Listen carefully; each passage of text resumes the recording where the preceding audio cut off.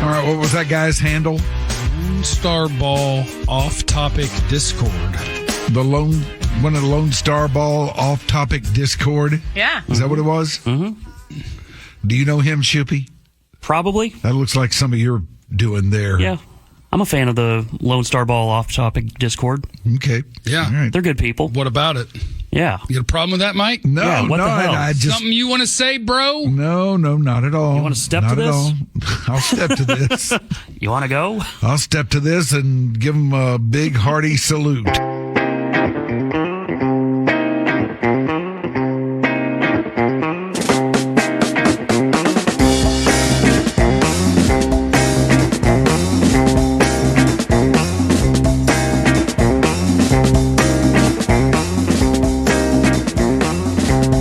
Welcome back to another episode of G&T. This is the regular one with me and Steve, me being Zane. Steve. We had an episode on Friday. I think it got posted earlier this week with Ben. We appreciate him coming on. It was just a fun sort of football Cowboys-centric episode. I think it's a pretty interesting listen just to see how, people, it's similar to you as far as your rooting interest goes for, just to get a sense of how you sort of became a Cowboys fan or a sports fan in general. So if you haven't listened to that yet, please give it a listen.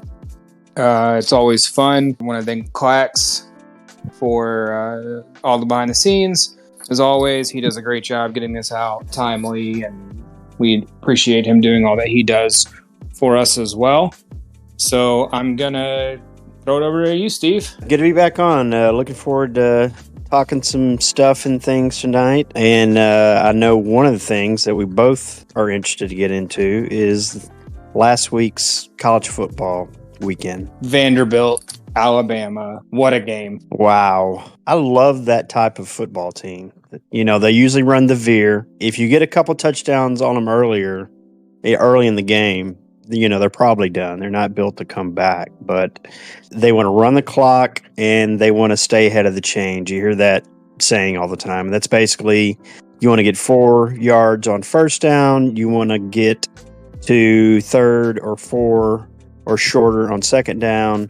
And then on 3rd and 4, you can run and pass, and you just keep trying to do that over and over again. The success they had was incredible. They were pushing Bama around. They went wire to wire, which goes to your point. I think they're definitely a team that can't come back from 21-0 at the end of the first quarter, and they're not built that way. But you get a lead, and you can sort of maintain clock control. You can win football games against Alabama, which I'm still confused as to how they got moved to number 1 ahead of Texas, but I think it's pretty clear right now in college football there's 2 teams ahead of everybody, and it's Texas and Ohio State. Yeah, I think so too. And that 2 of the 4 teams in college football that are considered to have the what do they do? What do they call it? Basically the best accumulated talent from a stars perspective and a ratings perspective. It's Texas, Alabama, Georgia, and Ohio State. Yeah, those 2 definitely look at the top right now. But yeah, back to Vanderbilt, you can just see them suck the soul, or not necessarily even Vanderbilt, but a team like that. Just slowly but surely, you see an Alabama defense that's all fired up and hopping around to having that 1,000-mile stare where they know there's nothing they can do. It was so cool, man. It was so cool. I know Vanderbilt isn't built like a Navy or an old Georgia Tech type, we're going to just run option on you all day long.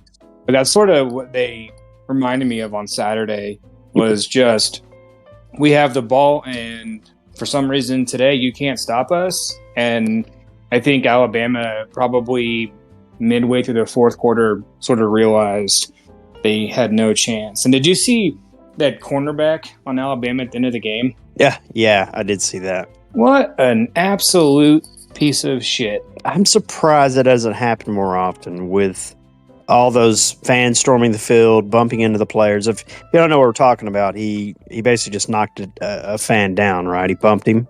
Oh, I didn't even mean that. No, I was talking about before the game was over when Vandy was just taking knees and the Alabama cornerback came over, threw his mouthpiece out towards the sideline, and then came over and the referee put the ball down for the final time and he went over and kicked it and got a 15-yard penalty against Alabama.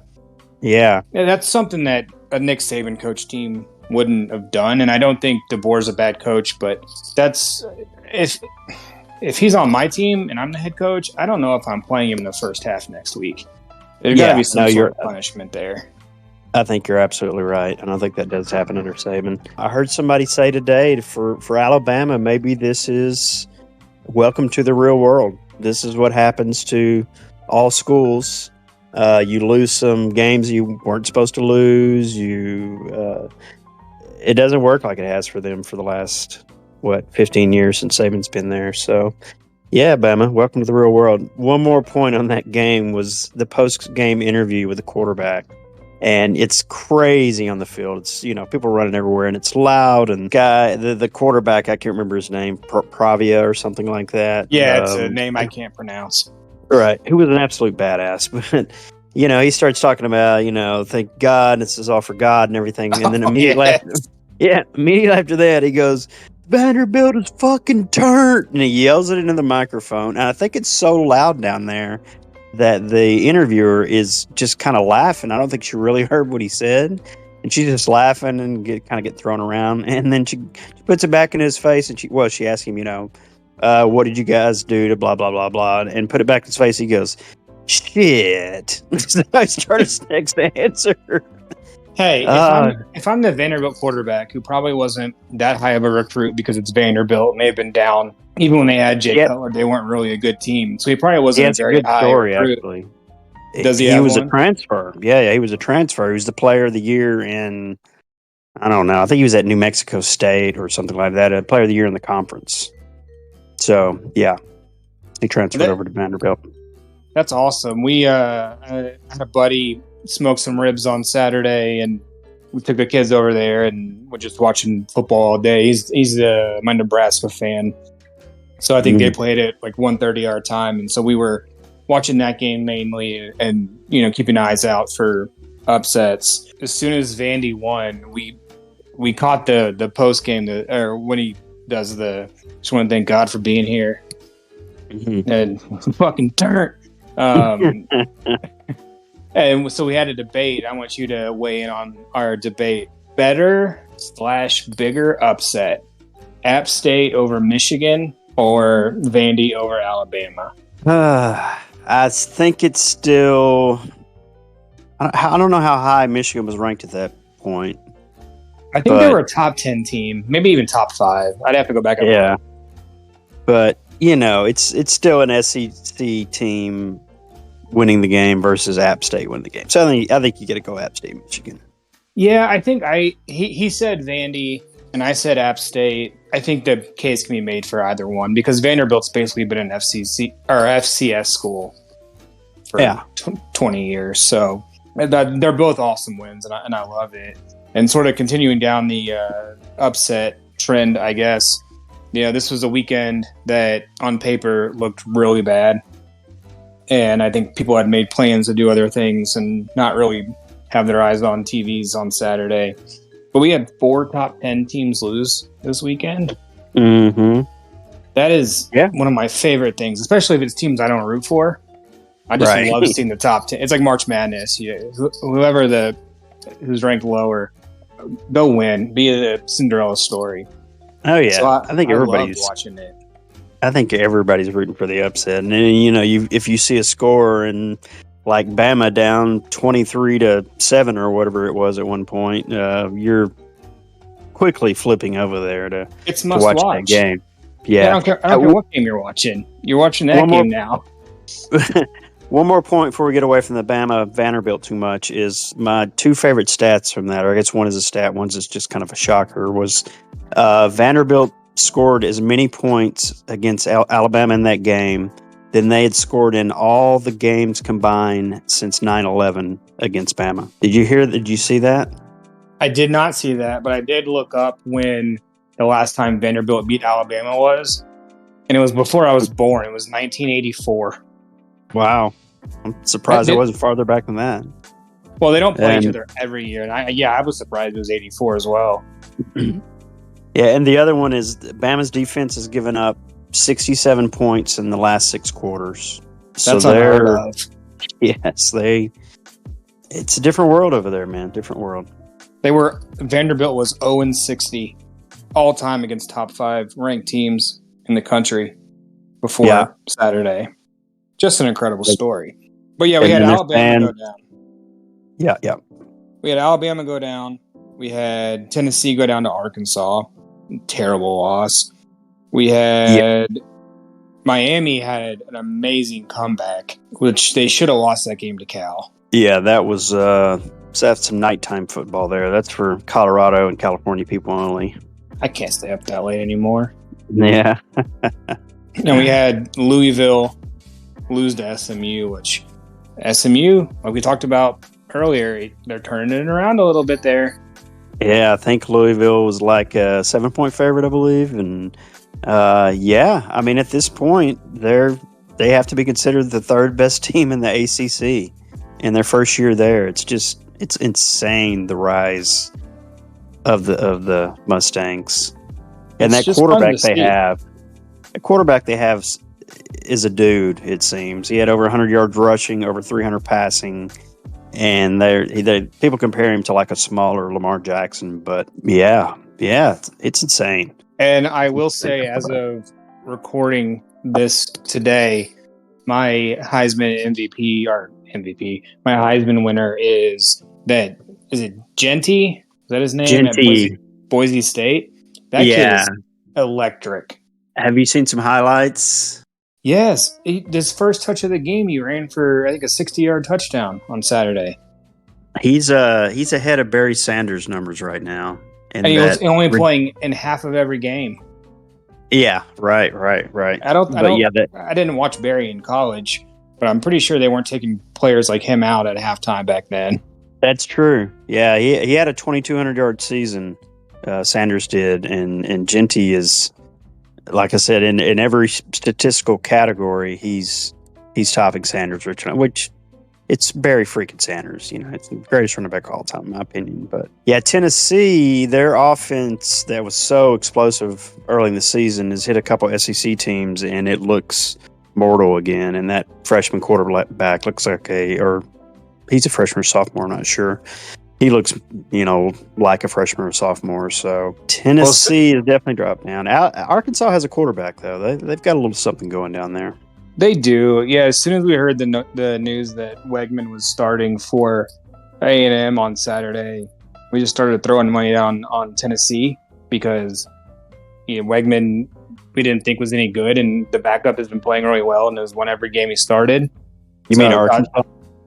No, I'm talking about... What am I talking about? You said Wegman. Wegman's playing I'm Missouri. Sorry, the Missouri game. Missouri, yeah. Scattered. I meant to talk about that game too. But no, so I guess just transitioning over to the A&M Missouri game. Yeah, as soon as Wegman was announced he was the starter for A&M, I just put a bunch of money on Tennessee, and that did not go well. Yeah. Yeah, Wegman had looked... he only started one game this year against Notre Dame, but he looked horrific. And went out there and lit it out the other night. They're legit. They're 3-0 in the SEC, and they're going to be tough to beat. It's going to be fun Thanksgiving this year. Oh my God! Night game, College Station, Texas A&M. Get out of here. We're back to the good old days finally. It's one of those rivalries that I love, and that train of thought gets us into next weekend. I'll save your game for last, but so talked about last week was on paper not a good weekend, but turned out to be just a fantastic day of watching ball. This week is one that before the season started, everybody circled as this is going to be must-watch television. We've had some teams sort of fall out a little bit. We thought Florida would be better. We thought USC would be better, and they lose to Minnesota last week, which is a joke. Yeah, that game's still pretty interesting. USC plays Penn State. Yeah, no, it'll be a fun game. But we got USC, Penn State. We've got Ole Miss, LSU. Yeah, And that's a we big had- one in the SEC. And then Huge the one. next game of the year. Well, we have got Ohio State, Oregon. That's what I'm Which- saying. The next game of the year. 2 versus 3.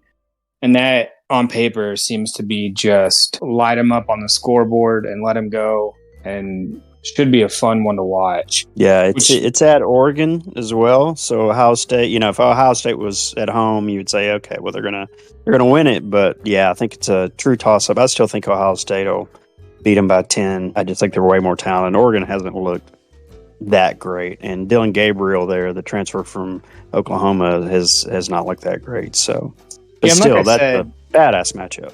Yeah, like I said, I think Texas and Ohio State are clearly the top 2 teams going right now. And I think Oregon probably is the 3rd or 4th best team. But there's a Mhm. pretty wide gap between the top 2 right now, in my opinion. And Yep. that leads us into the Texas-Oklahoma game. So go on with it. I don't know if you've heard, Zane, but when Texas and OU get on the field, you can throw the record books right out the freaking door because it's a rivalry game. But no, there is a lot of truth to that. I mean, there's been all kinds of weird shit happen over the years. Texas beat OU 3 or 4 years ago with Sam Ellinger when Texas was terrible and OU was one of the top 5 teams in the country, and Texas went in there and beat their ass. So Texas is about a 2-touchdown favorite this week. I don't know how Oklahoma's going to have to do to us what Vanderbilt did to Bama. They're going to have to run the ball. They're going to have to shorten the game. Got the running quarterback. And then same thing. If Texas gets a couple touchdowns up, I mean, you can forget about it. Quinn's back and healthy, and we're pretty much healthy across the board right now, which is a great spot to be. So, yeah, man. Hate week. It's exciting. I can't freaking wait. I love it. I love all the pageantry around the game. I love that it's still at the Cotton Bowl, even though the Cotton Bowl is a terrible venue, in my opinion. Yeah. But being at the fair and having all the pre-game stuff like days before where they're pulling trains at airplanes at Love Field. Whoa, hey, look out. Yeah, I don't know. Where's that at? Is that a special feature in the automotive building or something? I guess. No, don't they go to Love Field and do something over there? I thought. Yeah, okay, I see what you're talking about. Yeah. Sorry, yeah. I don't know. Yeah, you threw me off there. I'm a horn dog, so talk about pulling trains. Well, but, that is true. Yeah, It's a fun so week. have you ever been to that game? I have been to the Cotton Bowl during that game. Okay. I've never actually been inside and seen the game. Yeah, it's so cool that it's split 50-50 and Texas makes a good play. One half the stadium explodes and vice versa for Oklahoma. Yeah, it's not much like it, man. I mean, a true non-home site game for 2 teams that hate each other. You can't argue that it's a top 3 rivalry in all of college football. It's that good. Yeah. And it Yep. looks good on TV too, like the presentation, just because like you said, where it's split 50-50. I think it's just fun to watch. And it's a game I watch every year with no real rooting interest. But it's definitely a stop down game for me. So it'll be fun. But yeah, I mean, Oklahoma looks better than I think a lot of people thought they were going to look this year. And Yeah. Texas is still, like you said, they're a 14-point favorite as of right now, Mm-hmm. which is just goes to show you how good Texas is playing. Yeah, they seem very balanced right now. The offense can obviously slash you up, but the defensive talent's really coming together. Watch a kid named Simmons, our defensive end, who he's a true freshman and he's the 3rd highest ranked defensive player in the SEC right now. Has 4 sacks and he's just blazing fast. Big time recruit, obviously. So yeah, keep an eye on Simmons. I'll be watching for sure. I think I've got a birthday party at some point that day, but Of course you do. it's every weekend. Oh yeah. Once school starts, it's birthdays, it's sporting events, it's everything all the time. when you want to damn watch weekend. games every Mhm. weekend. Yeah, I went through it, brother. Eventually, they get tired. They don't want to do anything anymore, and you don't have to do that anymore. But I got a feeling your kids are going to be doing this till they graduate. Most likely, they're very much social butterflies, for Mhm. sure. They get invited to all the parties, which is just good for them, but kind of a pain in the ass for me. Are you living vicariously through them being popular? No, not at all. I was No. never as popular as they seem to be right now. All right, good looking kids. Got to tell you, not in a creepy Well- way either. That's good. No, they're good. They're doing well. They won another football game on Sunday, so that was fun to watch. We showed up and the other team was a little bit smaller than we were, and so we had a pretty good idea we were gonna win that game. So they did win it, and they looked good doing it, and that was good. We just got done with What's the record? know? 4-2. All right. I think sounds right. And one of the losses, I don't really count it. It was a back end of a doubleheader. And you can't have 7-year-olds playing 2 games in a row. They just lose all focus. Doubleheader football? Yes. I Wow. don't know. I don't get That's a new it. one. Yeah, Huh. it's insane, but that's what they had. So it was back to back, and I mean you can't have kids that young be focused on one thing for that long. No way. Do you step out on the field before and say, "Let's play 2"? No, Is that what you do? No. no. Was That's that who was something only that? an That wasn't, asshole would say. that wasn't Yogi Berra, was it? Who said that? No. Who the fuck was it? It wasn't Harry Carey, was it? It might have It been was, I think Vince. it was one of the. It's one of those. Might have been announcers. Vince Scully, maybe. Yeah. That's Maybe I'm so. sure. Yeah, we're gonna get dragged. But- We don't yeah, know. we're butchering it. Somebody's punching their dashboard. So they're listening to this. No kidding. So I think that's it for college football this week. Those are huge games, and it should be a lot of fun to watch. And we'll see if we get some excitement this week too. But going to the NFL for a bit, I don't have much this week other than the fact that there's 2 undefeated teams. They both Kansas City didn't look very good the first few weeks. They looked good enough, Monday night. The Vikings somehow look pretty damn good. Yeah. And They look pretty solid. then there's everybody else. Yeah, you're probably right. Baltimore's coming on. I think they started 0-2. They've had some big wins, and that game with Baltimore and Cincinnati was incredible, man. Both quarterbacks showed out, scoring Did- fast. Did you see that field goal at the end of the game or close to the end of the game for Cincinnati? Mm-hmm. That snap that I have no idea how the holder got the ball and even put it up. I'm always That was- amazed at that. He had, the kicker was not going to not swing his leg when he did. Yeah. And he somehow got it up and he kicked it. It was a bad kick, but I don't think you blame the kicker on that one. I think that's definitely, I think it was wet there, maybe too, if I'm not mistaken. And the I'm not holder sure. just dropped it and somehow got it back. But yeah, you can't Yeah. blame the kicker for that one. The head coach is getting a lot of criticism there because they got the ball and ran it up the middle 3 times and then kicked a 53 or tried a 53-yard field goal that didn't work out for him. So, Which way I too know, conservative. yeah, and I know 53 yards is not as seemingly as far as it used to be. Yeah, Kickers make that in their sleep, but yeah, it's can't settle still for that. that's the old Jason Garrett conservative offense when he used to coach Right. the Cowboys.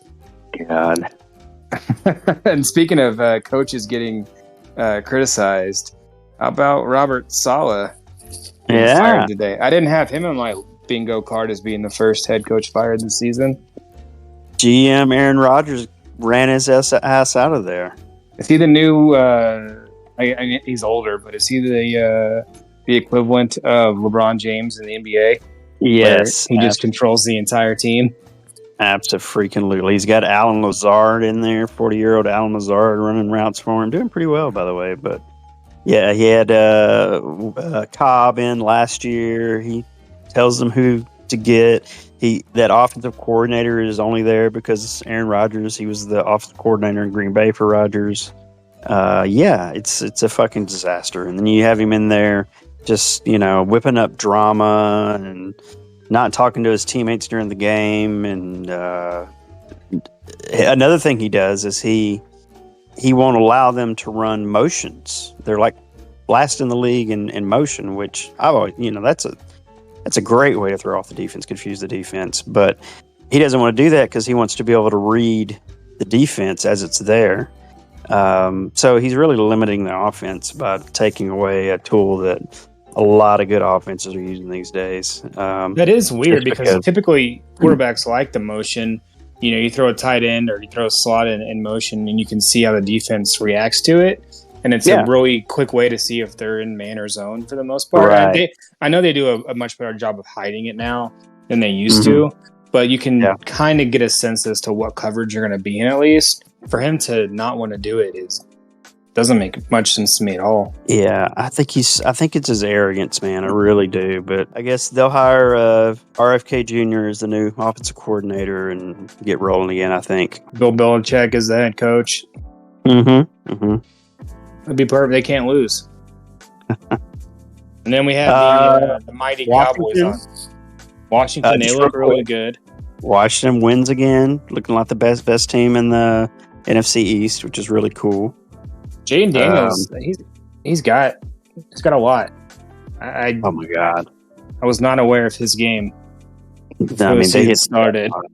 No, he ran away with the Heisman at LSU last year, but I just didn't realize how good of a passer he is too. He's super quick and great leader, and man, it's not going to be fun to be in the division with that dude.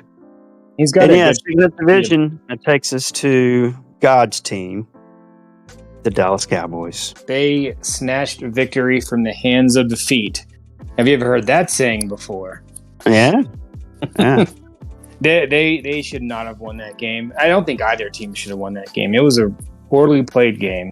And I think it goes to a point I've made a few times of I'm not really certain the NFL is that great of a product to watch. I know the skill level of all of these guys is incredible. My goodness.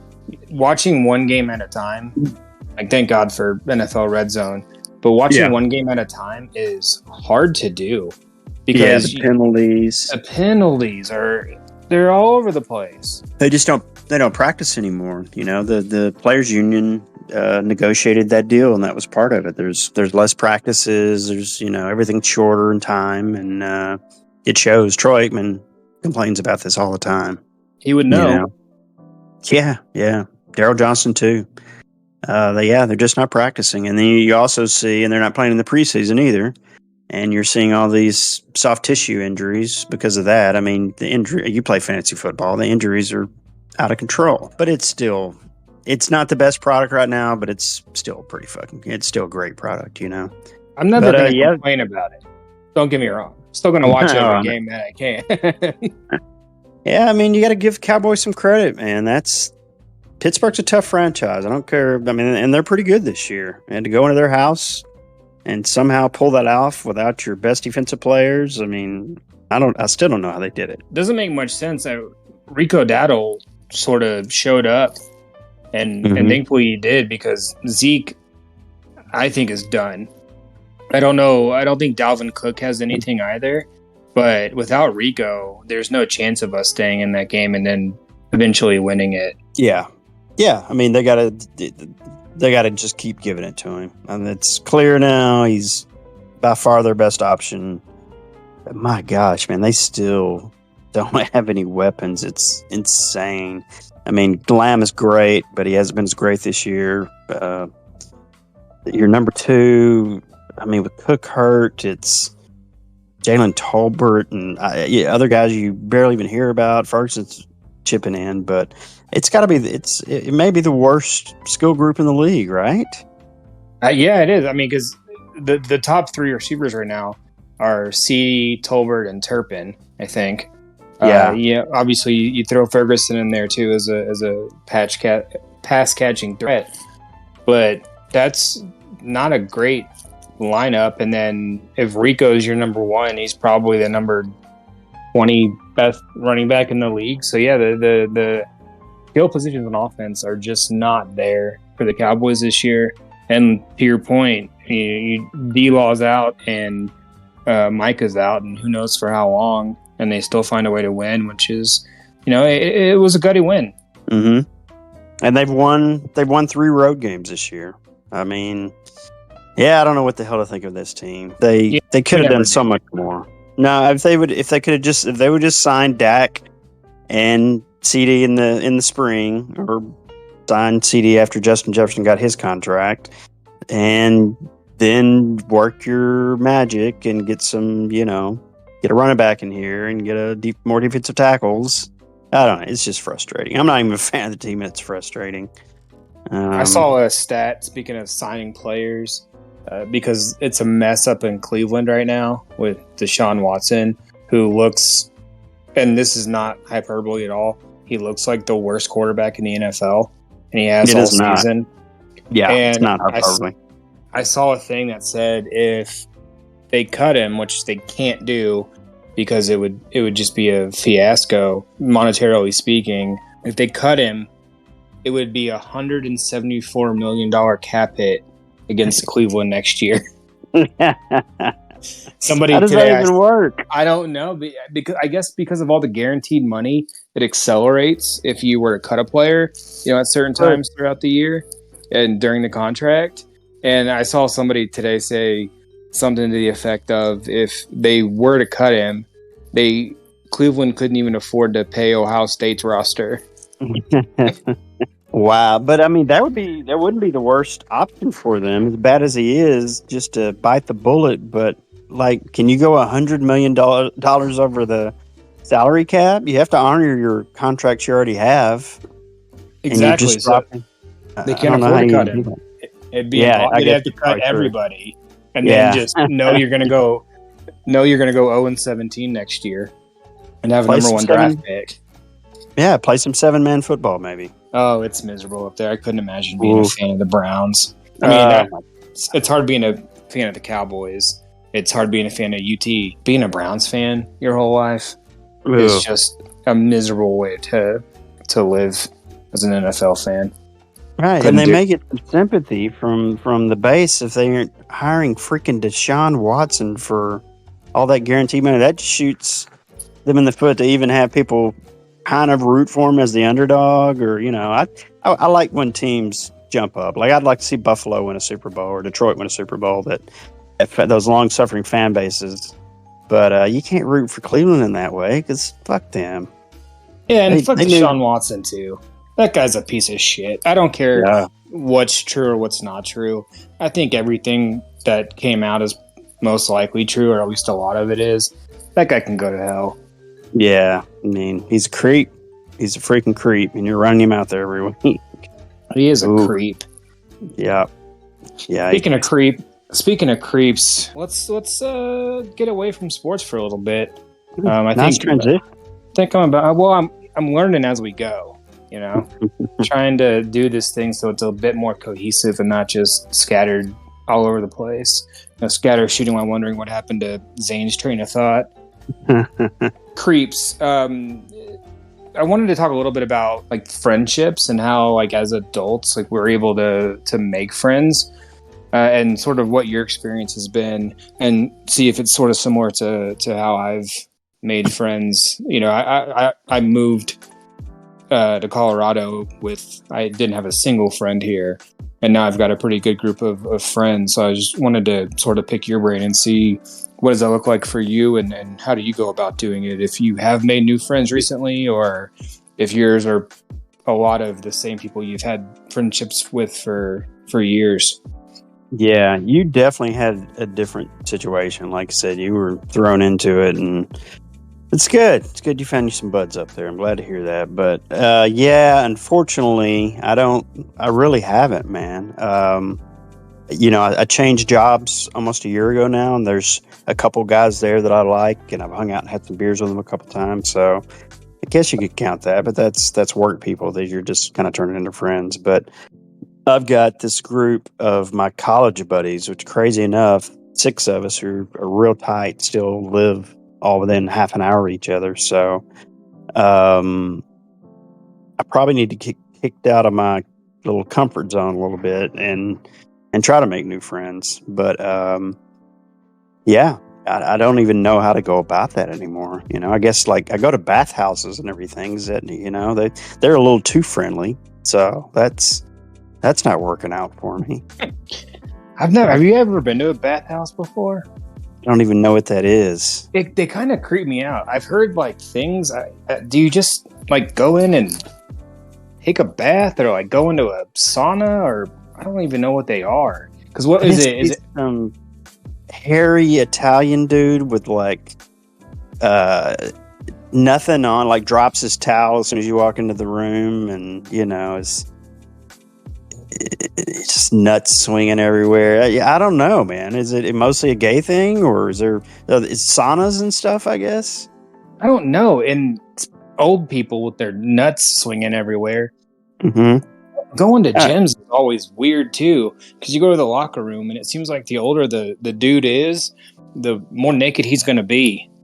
They don't give a fuck, man. I think they're just, that's the outward way to show that they just don't give a fuck. They got nothing to prove anymore. No. And then, got their big bellies and little turtle heads, little acorns stuck down there somewhere. And nuts are swinging by their knees like a fucking pendulum. Right. Yeah. So it's goal. It's really life goals if you think about it. Just get to the point where you don't give a fuck anymore and just like, yep, hanging this shit all out here. Because the older I get, the more I don't give a fuck. I used to have hair and thought that was pretty cool, and now I don't have much.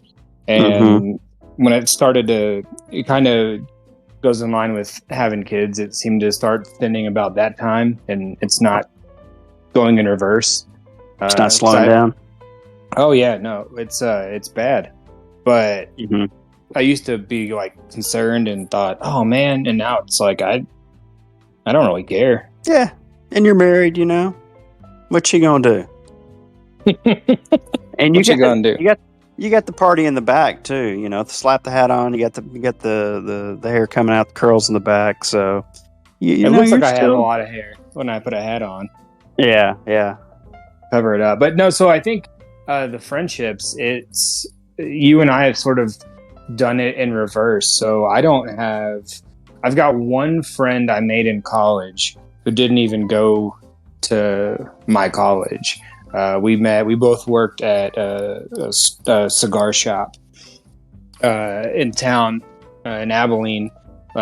He went to ACU. I went to a place called McMurray. We met there. He had just stopped working, and I was his replacement, but he still went in as a customer, and we became friends. And so we've had that friendship since 2006, I think. So 16 going on maybe 17 years, and we still talk pretty often. He's back in the Dallas area. Other than that, I don't have anyone I stay in contact with from either A, high school, or B, college.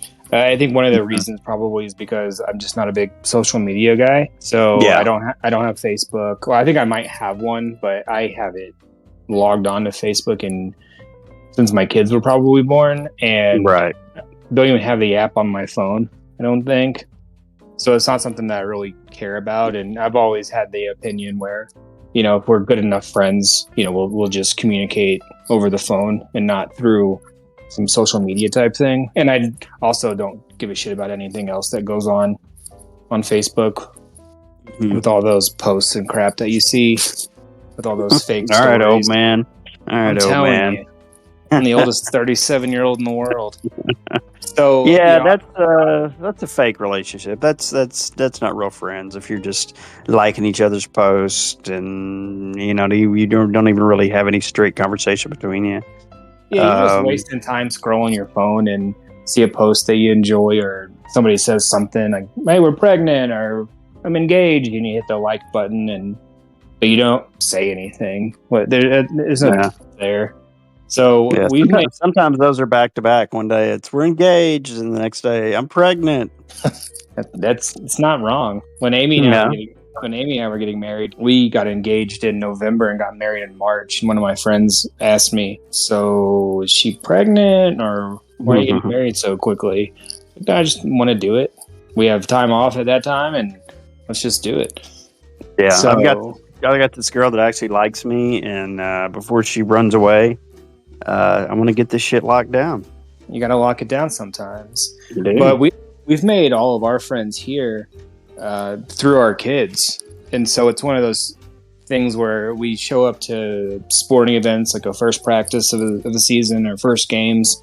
And the guy I was watching ball with on Saturday, he's one of our baseball teammates through the kids. And so I think you get a pretty good sense when you meet people for the first time and just have just a really brief conversation, just surface level stuff. You get the sense whether or not you're going to like those people. Mm-hmm. And so thankfully we've got, like I said, a pretty good group of friends where I like the dads, Amy likes the wives, the kids get along really well. So, I mean, we were at his house from like 1:30 kick until like 8 o'clock on Saturday. And the kids were just playing the entire time, and they never complain. They just, get all their energy out, and they'll enjoy each other's company. And so that's how we sort of made all of our friends here. And it's probably 3 or 4 couples that we hang out with the most, with a couple other ones that we see occasionally and get along with really, really well. But that's how we probably that's probably the easiest way. It's either through youth sports and you meet the parents, or daycare and you meet the parents, or regular school. You're always going to have basically a lot of times your kids are picking your friends for you. Like they become friends with someone and then you meet their parents, and it's kind of weird, but. Yeah, we had one of those with daycare groups, and I don't know. I think we just fell in with a certain group, and man, about half of them were crazy and dramatic. But, it was fun. Those years we went and did stuff with them and all that, but I don't really talk to them anymore. Yeah, then that's what we do. But we're all transplants to this area, which I've noticed a lot here in Fort Collins. Nobody is from here. Doesn't seem like everyone's from somewhere else. You meet a few people that have been here, or at least somewhere in northern Colorado their whole lives, but for the most part everyone either went to college here and stayed here, or just became adults and for whatever reason decided to move here. And so I think we all try and are figuring out who's decent enough to spend time with, and so it kind of makes it a bit easier. Because you're not sort of like, barging into already established friend groups that they've had for years and years. We're all doing this at the same time. Yeah. Well, yeah. Speaking of that, do you have anything that is a deal breaker for you? Do you have anything that in particular that draws you to people as far as making new friends? For a deal breaker, we've got one set of parents where we like the kid a whole lot. The dad, I think, is right wing, but we just don't talk about politics ever. That's something we don't talk about. And so I know some people say, like, even if you don't talk about it, but they have the beliefs that are terrible, you shouldn't be their friends. And that's probably true to some extent. But at the same time, if you can put that, past you, I guess, you can still be their friend and, have a community of people that you like, even if you don't have the same political beliefs. But honestly, like, I really don't have many, like, deal breakers. I mean, if they were, like, flying MAGA flags or Trump flags. Yeah, right. That would be a deal breaker. Yeah, the over-the-top stuff. I mean, if it's someone who is constantly going to talk politics and try to convince you of things, then that's the freaking deal breaker. But you know what, dude? If you just sat down fucking it, if you never brought that stuff up, you're just people, and you're just going to have a dinner and you're going to talk about things, and we're purposely divided in so many ways. I'm not buying that. This putting people in these little boxes that they're on this side or they're on this side, so they're morally reprehensible is not. It's just not the case, and it's never been the case, and it doesn't work that way. Yeah. So yeah, and- as long as you don't talk politics with them, then yeah, it's fine. Which we were trying to do with my friends over at my house on the back porch when we had our falling out, because that's what you kept doing. And I was like, no politics, no politics. So these people were right wing. Yeah. And you had to be your little Zane trolley self and get everybody arguing. And yeah. So And then the Thanks a pendulum has lot. swung entirely to the left, and now I think I'm further left than the people I was trolling years and years ago, Right. which is funny.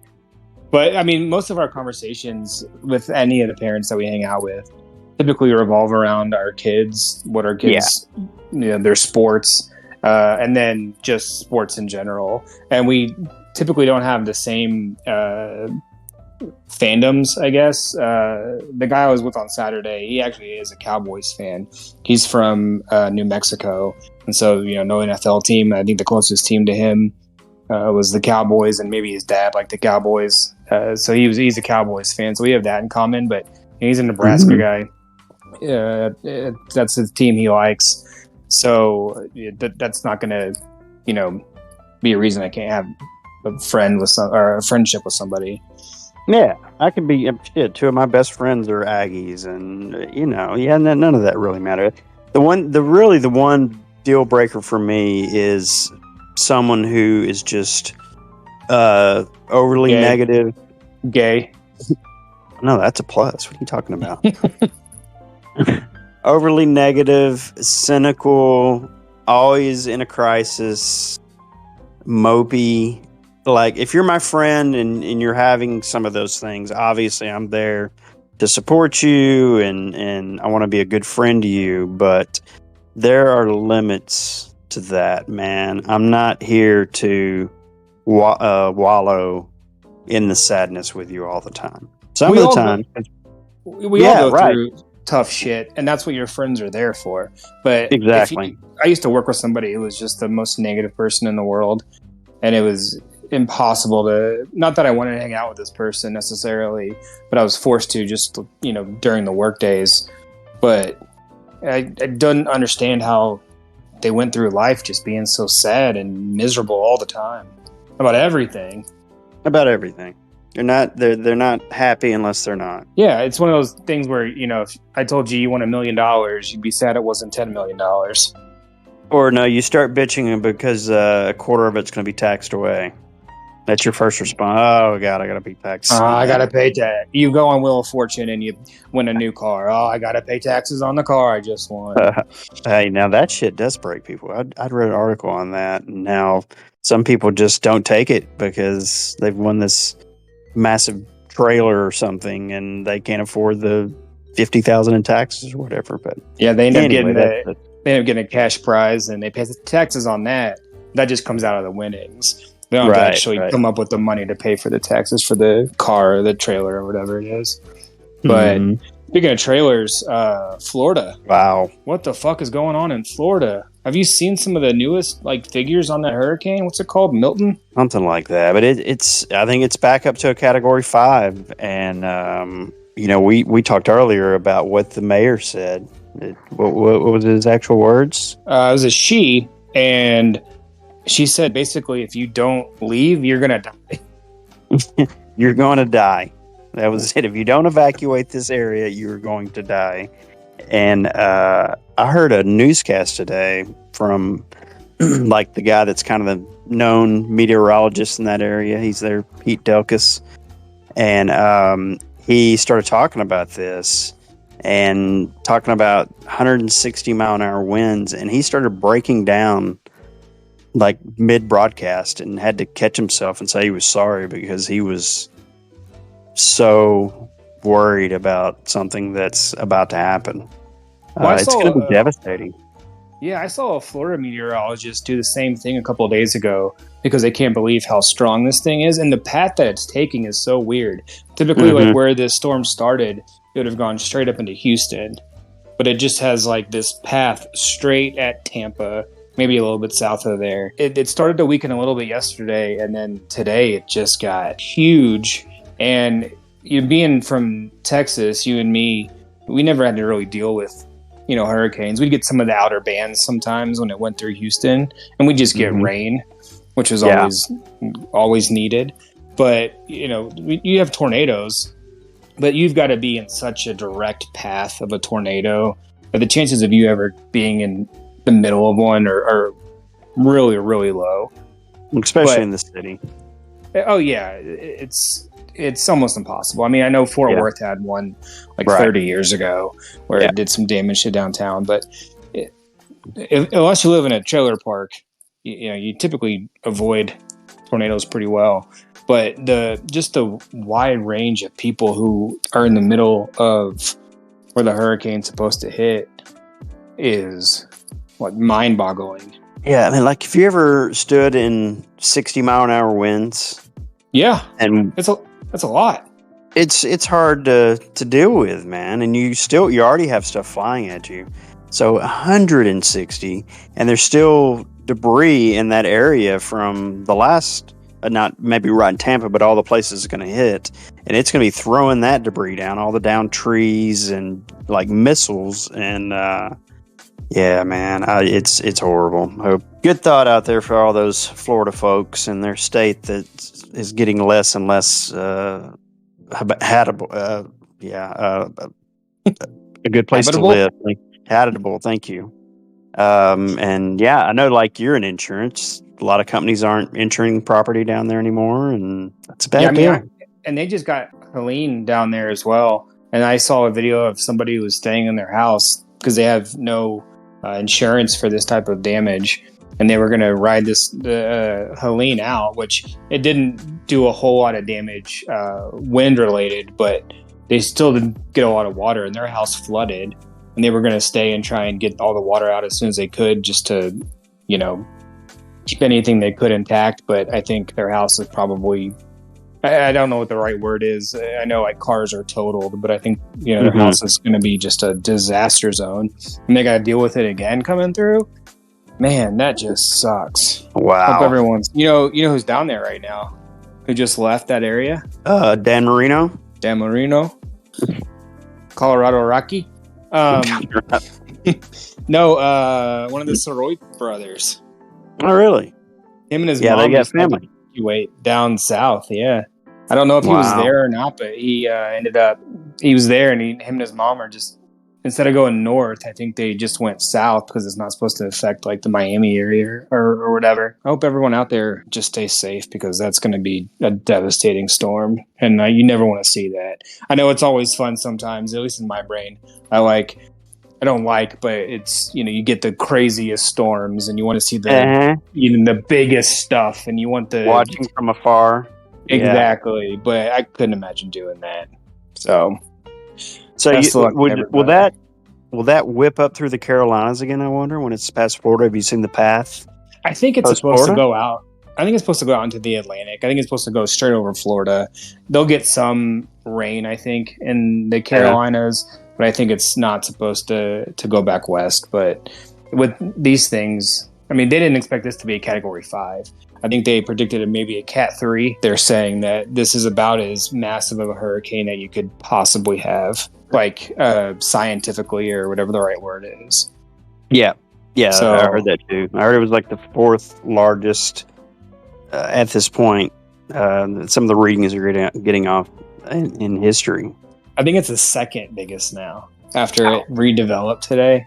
So it's, I mean, we're talking Katrina level stuff here. Have we tried nuclear weapons? So are we controlling the weather? Because I've heard that this week. We're doing that, aren't we? Yeah. We are controlling the weather. I think Kamala came up with this one. Shouldn't the other side be able to come up with something to stop us controlling the weather and affect it? If we're smart enough, I shouldn't say we. If one side is smart enough to build some sort of device to control the weather, shouldn't they be able to build one to counteract it? What's going on here? It seems to me like all the hurricanes hit the South, and the South seems to be a bit more populated by a certain demographic politically. You would think that if they figured that out, the other side would figure out a way to just blast the Northeast. Sir, I'm going to sign up for your newsletter. I like where this is going.